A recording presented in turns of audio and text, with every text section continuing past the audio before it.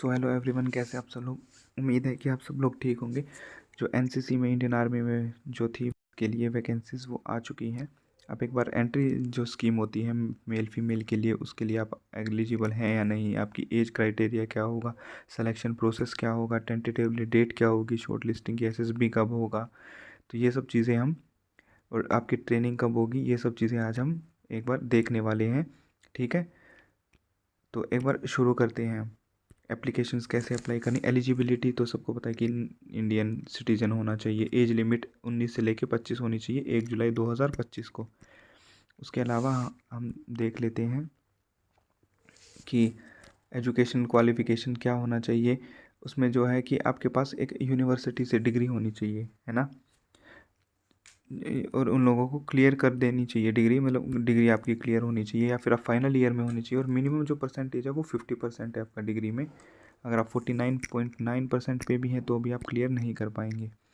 Service आपको minimum 2 से 3 साल की करनी होगी, एप्लीकेबल होती है 2 से 3 साल की, दो की इतना तो आपको करना ही करना पड़ेगा। और अगर आपके पास एनसीसी के सर्टिफिकेट्स हैं ग्रेड सी के, तो उसके लिए ग्रेडिंग में छूट रहती है। ये एनसीसी के स्टूडेंट्स के लिए ही है जनरली। जिनके पास सी सर्टिफिकेट है या फिर बी सर्टिफिकेट है वो एलिजिबल होंगे। जो लोग, जिन लोगों के पास एनसीसी का सी सर्टिफिकेट और बी सर्टिफिकेट नहीं होगा वो लोग एलिजिबल नहीं है, सिर्फ वही एलिजिबल हैं। जनरली ये चीज़ सबको मालूम होगी तभी वो इसमें अप्लाई कर सकते हैं। ठीक, जो फाइनल ईयर में स्टूडेंट्स हैं वो भी इसको अप्लाई कर सकते हैं, लेकिन जिनका एग्ज़ाम अक्टूबर या नवंबर दिसंबर में होगा वो अप्लाई नहीं कर सकते। जिनका जून जुलाई में एग्ज़ाम होता है ना, वो अप्लाई कर सकते क्योंकि उनका रिज़ल्ट अक्टूबर तक आ जाएगा। अच्छा, जो जिनके फोर फादर्स या फिर में ऑलरेडी आर्मी में सर्व कर चुके हैं या फिर कोई कैजुअल्टी हुई है, जो इंडियन आर्मी के लिए काफ़ी प्राइड की चीज़ है कि कैजुअल्टी की प्राइड की चीज़ नहीं, इंडियन आर्मी में सर्व कर चुके हैं वो प्राइड की चीज़ है। उनके लिए थोड़ी सी एलिजिबिलिटी क्राइटेरिया में थोड़ी सी छूट मिलेगी। ठीक है, आपको एजुकेशन क्वालिफ़िकेशन मैंने बता दिया। तो आपको जो डॉक्यूमेंट्स हैं वो क्या क्या प्रोवाइड करने होंगे। जो देखिए, बैटल कैजुअल्टी, जिनके पेरेंट्स वगैरह जिनको कोई कैजुअल्टी हुई हो उनको ये प्रोड्यूस करने होंगे। एनओसी आपको प्रोड्यूस करनी होगी अगर आप कहीं पे वर्किंग है तो।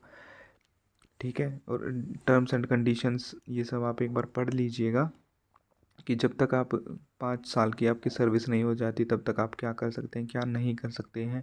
आपको सिविल सर्विस के लिए जाना है या फिर हायर एजुकेशन के लिए जाना है या फिर अपना बिजनेस करना है, तो आप इंडियन आर्मी से रिलीज़ कर दिए जाएंगे अगर आप परमिशन लेंगे कि आप हमको ये करना है ये नहीं करना है। मिनिमम जो प्रोबेशन पीरियड होता है वो 6 महीने होगा मिनिमम। ठीक है, अच्छा, उसके बाद टर्मिनेशन के, आप टर्मिनेशन किन किन ग्रांट्स पे होंगे पहले आप इस फॉर्म को भर लीजिएगा। जो ट्रेनिंग होती है वो 49 वीक्स की होती है जनरली। इसको हम बोलते हैं कि भाई 49 वीक्स लगभग 1 साल ही हो जाता है। ठीक है, कॉस्ट ऑफ ट्रेनिंग, ये कॉस्ट ऑफ ट्रेनिंग रहेगी भाई आपकी। ठीक है, इतना आपको पर वीक पे करना पड़ेगा अगर आप ओटीए से छोड़ देते हैं। प्रमोशन क्राइटेरिया आप देख लीजिए कि आप कहाँ से शुरू होकर लेफ्टिनेंट कैप्टन मेजर यहाँ तक पहुँच गए तो काफ़ी बड़ी बात रहेगी आपके लिए। जनरली देखिए, एंट्री लेवल आप स्टार्ट कीजिए कहाँ से हैं। लेफ्टिनेंट लेवल 10, लेवल 10 का मतलब आप 5400 पे स्केल पे हैं।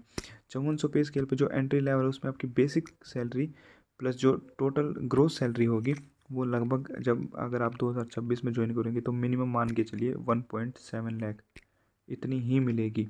अभी जो करंट में है, करंट में आपको मिलेगी लगभग 1.2 के आसपास, लेकिन 8 पे कमीशन लगने के बाद आपकी सैलरी यहाँ तक पहुँच जाएगी।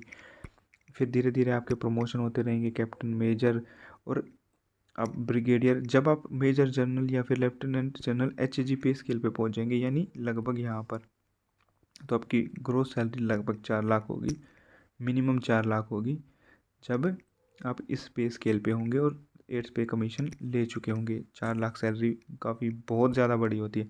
ठीक है, और ये जो है आर्मी कमांडर COS, ये लगभग आप मान के चलिए कि जो जज होते हैं दिल्ली हाई कोर्ट के, उनके इक्विवेलेंट सैलरी होती है।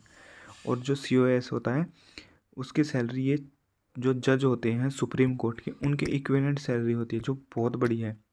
ठीक है, तो काफ़ी अच्छी आपके लिए जॉब रहेगी। क्राइटेरिया इसमें आप देख लीजिए, स्टाइपेंड और आपको क्या क्या मिलने वाला है, अदर अलाउंसेस। इसके अलावा स्टाइपेंड आपको 50,000 रुपये तो मिलेगा ही, ड्रेस अलाउंस आपको मिलेगा। पे लेवल अगर आप TPTA में लेके जाते हैं 10 एंड अबव तो कितना मिलेगा, 7200 रुपये मिलेगा। अगर आप ग्रेड बेस्ट सिटी में रहेगी, हॉस्टल सब्सिडी भी, मतलब आपके बहुत ज़्यादा बेनिफिट्स आपको मिलने वाले हैं। अगर आपकी सैलरी 1.5 लाख है तो इसका मतलब ये नहीं कि सिर्फ 1.5 लाख, उसके साथ जो आपको अलाउंसेस और सारी चीज़ें मिलेंगी वो लगभग जाके 2 लाख ही बनाए देगी आपकी डायरेक्टली सैलरी को। तो इंडियन आर्मी में एक तो ड्रीम जॉब है। अगर आप 20 साल के हैं, 15 साल के हैं, 25 साल के हैं या फिर 50 साल के, सबका ड्रीम एक बार इंडियन आर्मी में सर्व करना रहता है। आप लकी हैं कि आपके टाइम पे वैकेंसीज़ आई हैं और आपको इसमें अप्लाई करने का मौका मिल रहा है। अगर इसमें अप्लाई कैसे करना है वो मैं आपको बता देता हूँ। इंडियन आर्मी की वेबसाइट पे जाएंगे, रजिस्ट्रेशन करेंगे, तो उसके बाद अपना एलिजिबिलिटी वगैरह चेक करने के बाद आप इसमें फॉर्म भर सकते हैं। मैं आपको एक बार ट्राई भी करवा के दे देता हूँ, और फिर भी अगर किसी को कोई दिक्कत आती है तो एक बार कमेंट कर देना, मैं हेल्प कर दूंगा, कोई दिक्कत नहीं है। मैंने इंस्टाग्राम और टेलीग्राम पे भी ये लिंक डाल दिया है। हालांकि मेरा नया चैनल है, अभी 1 वीक ही हुआ है, धीरे धीरे मैं भी चीज़ें सीख रहा हूँ। अगर किसी को अच्छी लगे तो भाई सब्सक्राइब जरूर कर देना भाई, ठीक है। सब्सक्राइब ही याद रहता है भाई अब तो, PWD कैंडिडेट्स के ये सब देख के, तो उनके साथ वैसे ही ऑलरेडी सब गलत रह चुका होता है। ठीक है, तो एक बार हम चेक कर लेते हैं। जो फर्स्ट पेज है आपको पूरा जो डिस्क्रिप्शन है वो बता दिया जाएगा, ठीक है। स्टाइपेंड देख लीजिए आप, 56,100, यानी एंट्री लेवल 10 में ही है। आप लेफ्टिनेंट डायरेक्ट अपॉइंट होंगे जब आपकी ट्रेनिंग ख़त्म हो जाएगी। तो भाई one of the best, one of the best, हमेशा याद रखना, इंडियन आर्मी आपको भरना ही पड़ेगा। जैसे आप लिंक पे जाएंगे www, आपने देखा मैंने आपको बताया था, लिंक ये रहा, ऑलरेडी गिवन है, ये रहा। अब मैं इसको क्लिक करूँगा तो मैं डायरेक्टली इस वेबसाइट पे चला जाता हूँ। ये वेबसाइट पे गया, आप कैप्चा भरेंगे N4V3RD।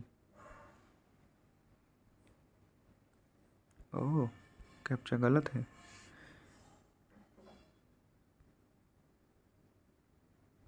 U9256 एंटर वेबसाइट पे गई। अब आपको यहाँ पे डायरेक्टली मेन कंटेंट पे चले जाना है। नोटिफिकेशंस, अग्निवीर, ठीक है, ये वैकेंसीज आई हुई हैं। आप डायरेक्टली अपना अप्लाई कर लेंगे और ठीक है, अपना लॉगिन आईडी, रजिस्ट्रेशन पासवर्ड इसमें बना लीजिएगा, ठीक है। और फिर भी किसी को दिक्कत आती है तो एक बार मुझे बता दीजिएगा कि सर अब भी दिक्कत आ रही है, ठीक है। ये एंट्री डेट्स यहाँ पर गिवन है, आप एक बार चेक कर लेना। इंपॉर्टेंट नोटिस आपके गिवन है, ठीक है। आप एलिजिबिलिटीज़ ये सब एक बार चेक कर लेना। देखो आपको अप्लाई करने का लिंक ये रहा है ना, ये रहा। और जो अभी अग्निवीर वगैरह का फॉर्म फिर से आएगा तब के लिए ये रहा, ठीक है। Okay, good night guys, all the best.